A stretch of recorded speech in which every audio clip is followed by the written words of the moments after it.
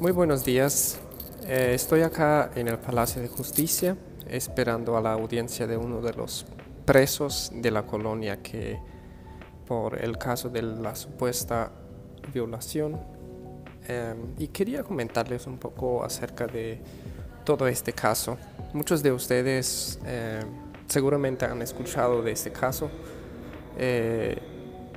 Hace 15 años atrás, en el 2009, en la colonia de Manitoba fueron presos 9 personas que supuestamente por un spray que habían preparado para hacer dormir a la gente y entraban a las casas y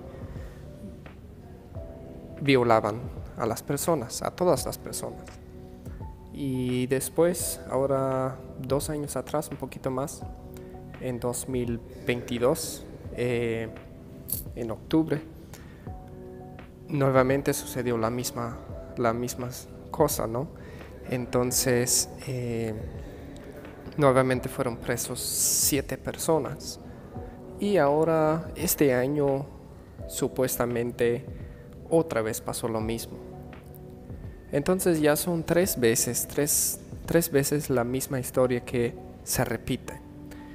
Y yo tengo el privilegio de estar traduciendo casi todas las audiencias del nuevo caso que pasó el 2022 y he podido ver prácticamente todo por dentro, qué es lo que está pasando. Y créeme, si yo les revelo algo acerca del caso, es porque yo vi y yo estuve ahí dentro del círculo, dentro del caso, lo más dentro posible, porque he estado traduciendo todas las audiencias y he estado traduciendo muchas cosas. He estado viendo muchas cosas. Y quería contarles un poco sobre qué es lo que realmente está pasando. Yo veo desde mi perspectiva que todo esto es como una nube negra, una nube endemoniada que posee encima de las colonias, porque muchas de las mujeres supuestas víctimas tienen sueños y tienen visiones, no sé qué, sueños de noche, y no hay ninguna prueba contundente, no hay ninguna prueba concreta de que eso haya sido real, lo que ellos están viendo, sino que todo es una ilusión. Y yo pienso que el que realmente está detrás de eso es Satanás mismo. Él está influenciando a la gente, a todo ese grupo, para causar sufrimiento, separar familias y causar mucho sufrimiento. Muchos de los casos son cuando ya una persona de la familia ya se había convertido a Cristo y entonces comienza el problema, comienzan a denunciarles, comienzan a causarles problemas, hablar mal de ellos y así.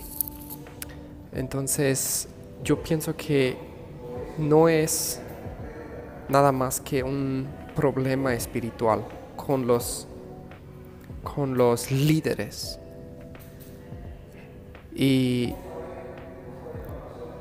realmente está doliendo mucho lo que es el resultado de todo eso, porque hay familias enteras separadas. Esos de este caso del 2009 ya van 15 años. 15 años ya están dentro. Imagínense una familia separada por 15 años. No está el papá, no pueden estar juntos, no pueden vivir juntos. El papá no puede ver cómo crecen sus hijos, no puede proveer por sus hijos. Y ahora justamente estoy esperando a la audiencia de de un padre de familia de 12 hijos y casi todos están en casa todavía y comen, ¿no? Entonces necesita provisión a la casa, necesita estar, el padre necesita estar. Y eso está afectando muchísimo a muchas vidas y está causando mucho dolor entre las familias. Así que les voy a estar informando por acá. A continuación voy a contar más historias y si quieren escuchar pueden seguirme, pueden estar aquí y yo les voy a revelar de a poquito cada vez más acerca de las historias de este caso de los presos. Síganme para escuchar más de eso.